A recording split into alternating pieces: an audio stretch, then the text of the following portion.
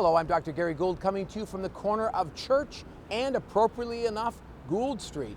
And welcome to the virtual tour of the Ryerson School of Journalism, which is conveniently located in the heart of downtown Toronto, which is a very active and exciting place to go to school. So today we're going to take a quick walk around our school, which is located in the fabulous Rogers Communications Center, which is the building that houses many different FCAD programs.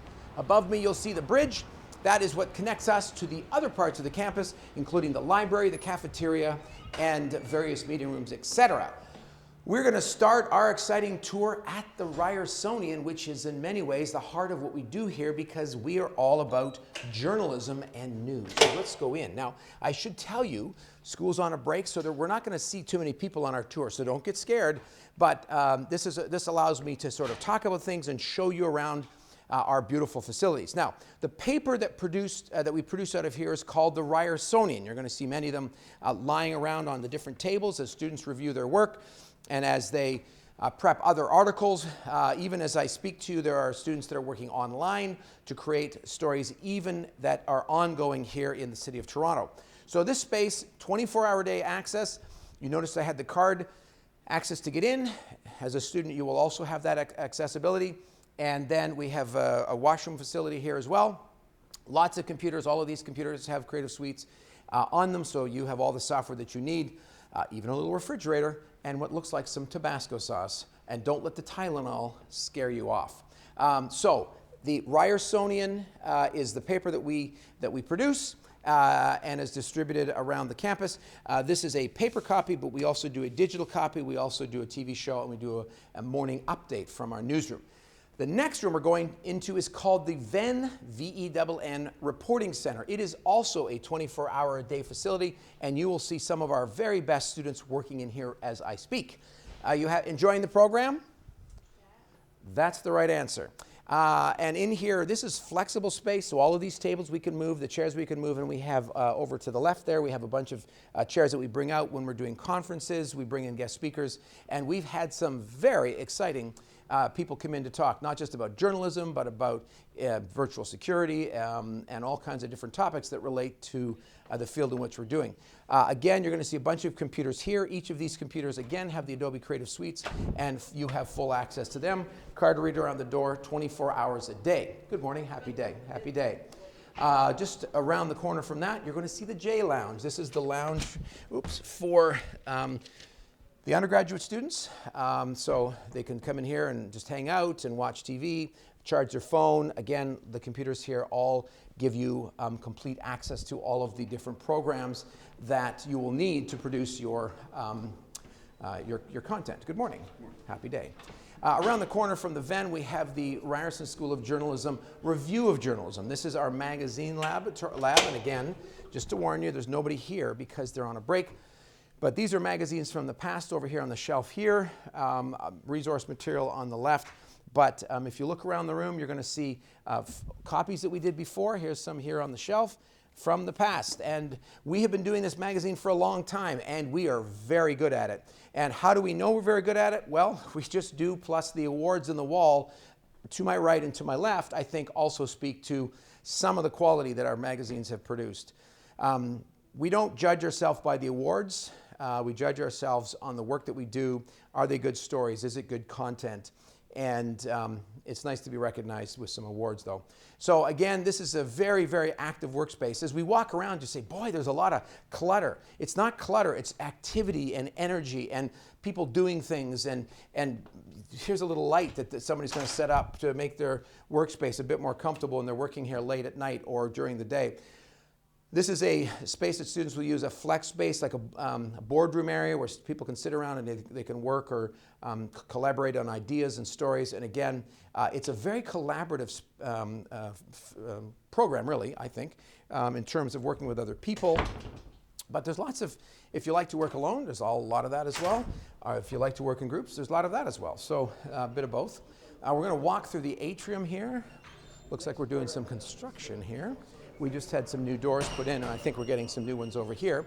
And speaking of doors, just in front of me here is the door to the Ryerson School of Journalism. And again, it's locked today because we are closed.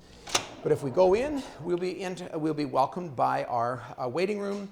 There'll be an information officer there to greet you. It's a school that cares. We really do. If you look over to the right, there's some supplies there for any students that need them. We're always happy to help people. Brochures that you can take. And there's always people ready to help you. Jacqueline Mika is our departmental assistant. She will assist and you'll get to know her quite well if you're in the program. And our very own Bev Petrovic, she's our student affairs coordinator. And Bev works very closely with lots of students and works to solve problems for you. The chief problem solver around here is our chair, Janice Neal, an industry professional who has dedicated her life now to teaching Canada's next top journalists. Down this hallway, speaking of top journalists, this is where our faculty and staff, these are their offices here. These are mostly faculty offices, actually, down here. But all of these people are people that work in the industry or have worked in the industry and are excellent at what they do. Not just that, they're great people and excellent teachers. So this is one of the classrooms that you will probably come and work in. Again, this is flexible space, so we can certainly move tables around as we need it. I mean, I'm not sure what you're expecting in a classroom, but that's kind of what one of ours looks like. As far as classrooms go, it's fantastic. And then down the end of the hallway, we have a third classroom to the left. And straight ahead, we're going to see one of our other classrooms as well. And this one, 189, this is another lab class. Again, actually, it looks like someone's in here working today. The tables are a bit disarrayed because they moved around on certain classes when they're doing group work, or you can see it's, again, a flexible space, which is what we want and what we think our program is all about. Flexibility, flexibility, flexibility, right? Which is very helpful in today's work environment, whether you're doing online or print or radio or podcasting or television. Now, if you're doing some of the more technical things like podcasting or television, you'll want to get to know the beautiful EDC, the Equipment Distribution Center. And here in the EDC, you're going to have access to laptops down here. These are production MacBooks here. Anything that you need for class will be here. Actually, over to my right here, those carts, those are full of laptops that you can sign out. You don't have a laptop, there's one that you can borrow. We have tripods here, professional tripods. These right here are 360 cameras, which is what I'm using to record this video. Lighting stands, stands for the 360 cameras. These are Canon DSLRs, which we use for multiple classes, not the least of which is our photojournalism course, an excellent course here. And these are pro-level video cameras right here. This is the Panasonic AC90. Again, a pro-level video camera that you can sign out for free. Well, it's part of your fees. I shouldn't say it's for free. You pay a tuition. But once you come, we do our very, very best to provide everything that you need to actually create the assignments and productions that you are given. Again, you can see just the rack of different things you can sign out. Wired lav mics, wireless lav mics, hand mics by the truckload here. We have all kinds of clips and connectors and lighting supplies over here. Zoom recorders, again, which I'm using to record this video. Shotgun microphones for long distance recording or for far away shooting. Light stands here. And the staff here are excellent. They also hire students to help to manage the flow, the in and outs of, thank you team, of the equipment. And managing the equipment is a full-time task for those people in there because we have so much of it coming and going on a normal day. So again, you're seeing it at a bit of a quiet time because, let's go this way, I almost forgot. Because we don't have classes right now. I'm going to take you through the Allen Slate Radio Center. Now, this is actually a facility that is an RTA facility. Let's see, the lights should come on momentarily. It's going to be dark, but there we go. They're auto-saving lights. And this facility is a state-of-the-art radio facility. And this is a place where there's studios. There's a control room on the far side there, an interview studio which is shared by another control room on the far right. So, sorry, far left, far right, two control rooms, voice booth in the middle. And this room here we use a lot for podcasting. Again, sorry, I don't have a key to get us in there, but if you can sort of see through, state-of-the-art radio facility which has videos video cameras set up as well. So we've recently been doing video podcasting as well as just standard audio podcasting. And then we can interview 4 mics in the control room, 4 mics in the announce booth, so up to 8 people. Again, state of the art. So again, lots of hands-on, lots of very, very practical places to go to around here. Lots of computer labs that you can go to. On the second floor, we are going to walk by the Catalyst Research Center on the left. You'll see that. Lots of colors and fantastic things in their window usually. This is for graduate students, researchers, etc. So if you're a master's student, that's a facility that you have access to. I'm going to take you down to our editing area down here for audio. And this is, we have 5 editing rooms down here. This is our audio production suites. So again, card access, which is great because it means it's 24 hours a day. So you can go down to the EDC and get a key, and that will give you access to one of these suites. So, hey, let's see if I can turn the lights on. Boom. Again, these are brand new this year, I think. Brand new computers, Mac and PC.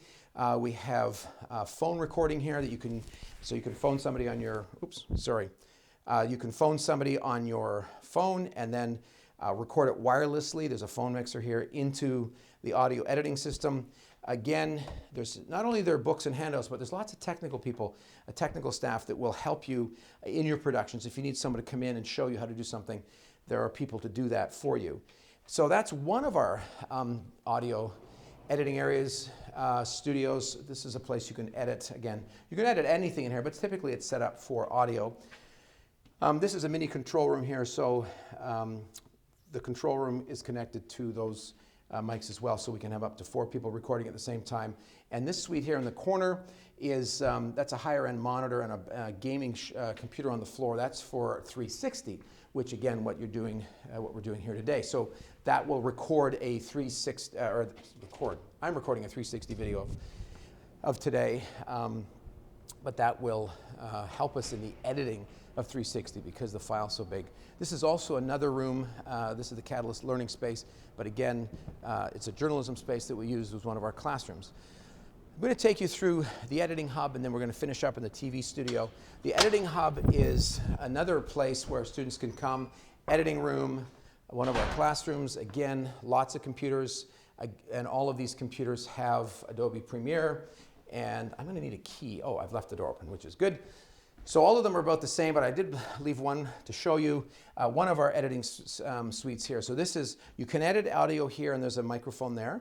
But typically these are video editing suites. Or you just want a quiet place to work, you can come in here. There's a phone that you can use, a landline you can dial out.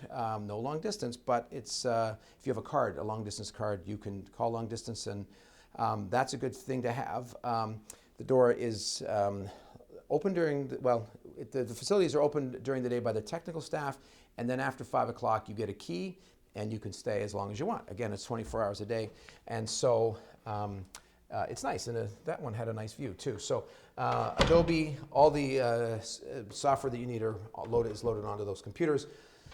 And again, it's key access with a card on the door. So you come in anytime you want. Let's say you're out late, 11 o'clock, you need to come in, you swipe your card in, you've got the key from the EDC, the Equipment Distribution Center, and then you go into that room. This one I will need a key for.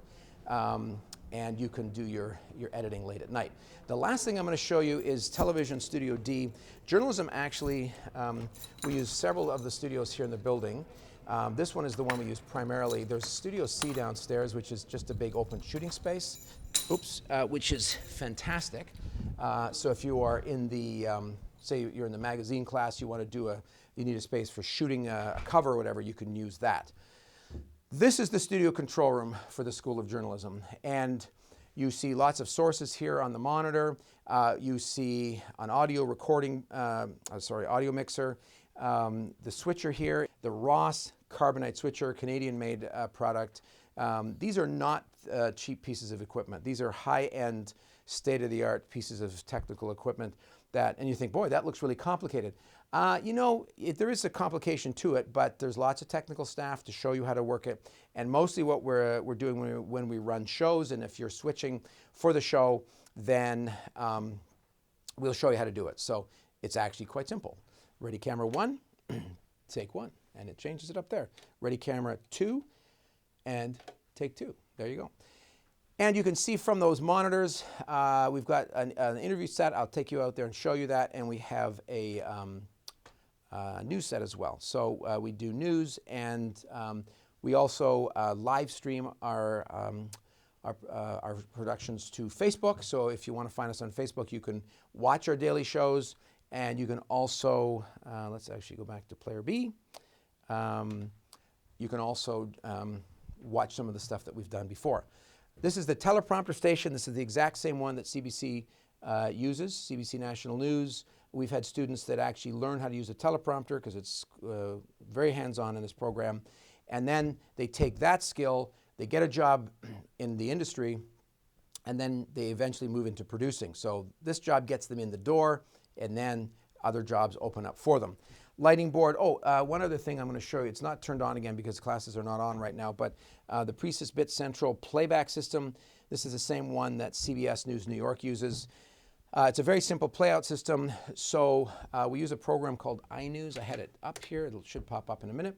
But iNews is a software program for writing, and iNews is something that we can then integrate with so iNews integrates with the teleprompter, but iNews also integrates with the Bit Central playout system. And so if you have a video for your story, you can attach it, and we'll play it out from here. Again, it sounds complicated, but it's not. But if I'm going to school, I want to go somewhere where they're using current technology that say CBS uses or CBC, because I want to get a job. I need to be able to do something.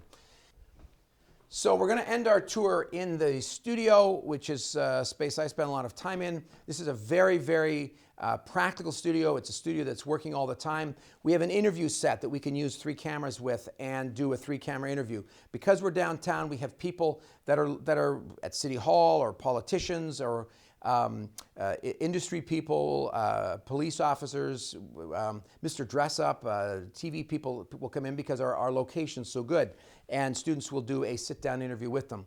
You'll also see a green screen here over to the left as well. The green screen is what we use for sports, business, interviews sometimes, and weather. Very popular for weather.